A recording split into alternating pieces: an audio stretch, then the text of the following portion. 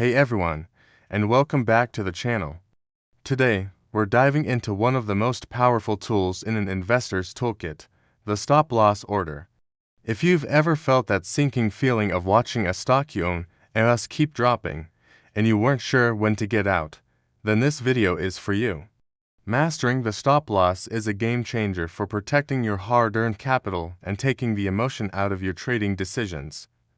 So, what exactly is it? A stop-loss order is a simple instruction you give to your broker to sell a security when it reaches a certain price. Think of it as your automatic safety net. Let's say you buy a stock at $50 per share. You're optimistic, but you're also a smart investor who plans for the worst-case scenario.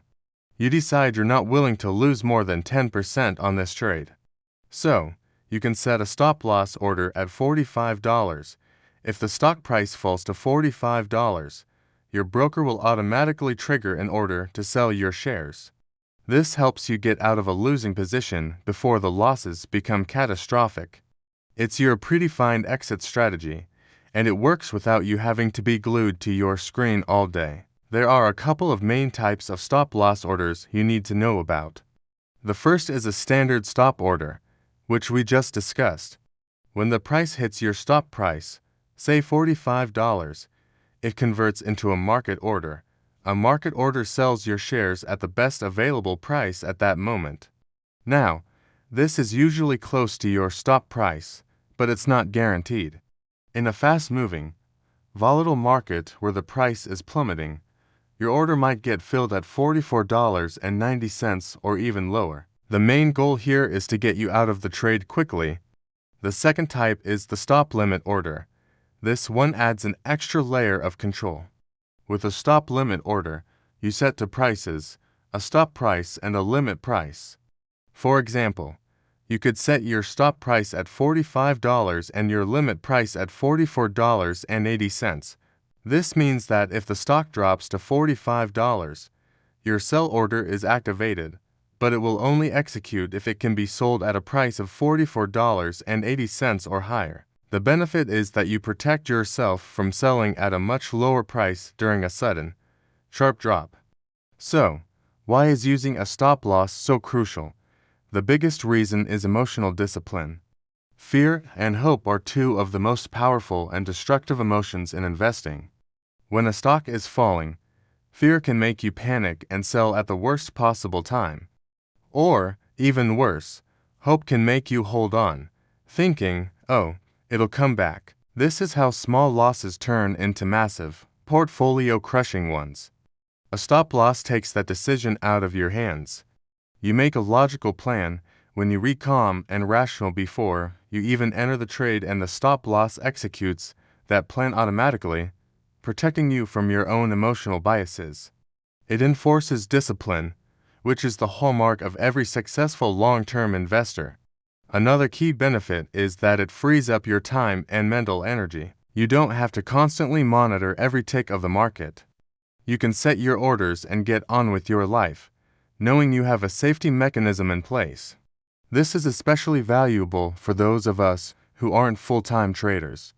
We have jobs, families, and other commitments.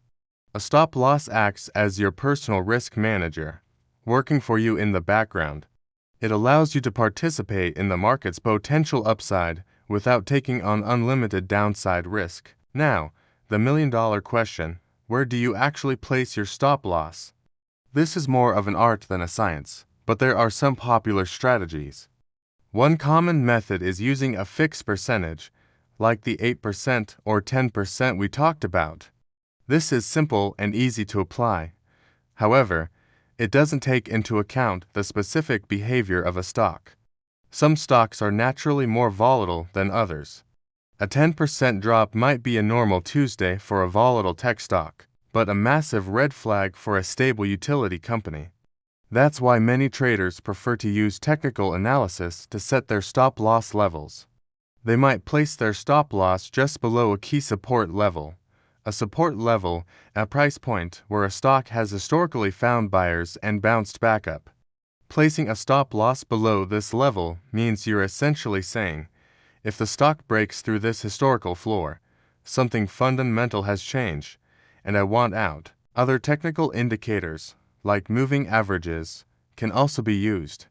For instance, you could decide to sell if the stock price closes below its 50-day moving average. The key is to find a method that makes logical sense for the specific stock and your personal risk tolerance. But what about long-term investors? Do they need stop losses too? While they're often associated with short-term trading, the principles are just as valuable for long-term buy and hold investors. You might not use a tight 5% stop loss, but you could use a much wider one, say 20% or 25%. This acts as a disaster insurance policy. If a company you believe in for the long haul suddenly drops 25%, it could signal a serious problem with the business fundamentals. A wide stop loss can prompt you to reevaluate your investment thesis. Is this just market noise? Or has the story of the company changed for the worse? It forces you to ask the tough questions instead of just passively holding on forever. One common mistake to avoid is setting your stop loss too tight. If you set just a few cents below your purchase price on a volatile stock, you're likely to get stopped out by normal market fluctuations, only to watch the stock rebound and go up without you.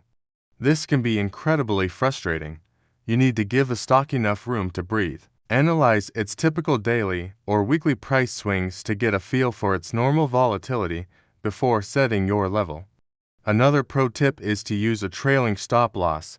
This is a fantastic tool for locking in profits. A trailing stop loss is set at a percentage or dollar amount below the current market price, and it moves up as the price of the stock moves up.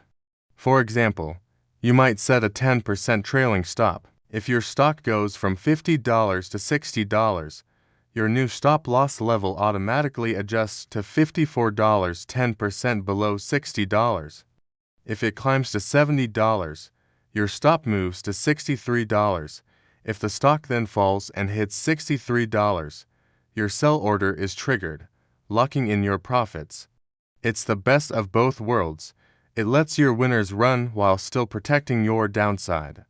In conclusion, a stop-loss order is not just a feature on your brokerage platform. It's a fundamental pillar of sound risk management. It helps you preserve your capital, removes emotion from your decision-making, and instills the discipline needed for long-term success in the markets. Whether you're a short-term trader or a long-term investor, understanding and using stop losses effectively will make you a smarter, more confident, and ultimately more profitable investor. Start small, experiment on paper if you need to, and find the strategy that works for you. Thank you so much for watching today. I hope you found this breakdown helpful. If you got some value from this video, please give it a thumbs up and consider subscribing to the channel for more content just like this. And don't forget to hit that notification bell so you never miss an update. I'd love to hear your thoughts or questions in the comments below.